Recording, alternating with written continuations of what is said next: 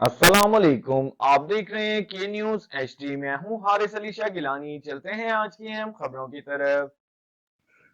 मुल्की और गैर मुल्की ताज़ा तरीन खबरों से बाखबर रहने के लिए हमारा चैनल सब्सक्राइब कीजिए। रुक करेंगे सऊदी अरेबिया का। सऊदी अरब में ट्रैफिक हादसा, दो पाकिस्तानी नौजवान जहां बहक, एक की ईद के बाद शादी थी।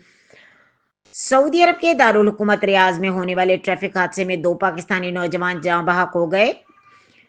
मीडिया रिपोर्ट्स के मुताबिक रियाज में होने वाली ट्रैफिक हादसे में दो नौजवान अरसलान और नासिर अली जहां बहक हुए, जो खैबर पख्तूनख्वा के तहसील मर्दान के रिहायशी थे। दोनों की मैयतें मर्दान के इलाके तख्तभाई के गांव बाथिया पहुंचाई गई, जहां शाम 5 बजे रेलवे स्टेशन पर नमाज जनाजा अदायगी पर उन्हें सुप्रूद खाक कर दिया गया। अहले खाना के मुताबिक दोनों नौजवान पड़ोसी थे और सऊदी अरब के शहर रियाज में मोटरसाइकिल और मोटर कार के तसादुम में नतीजे में मारे गए।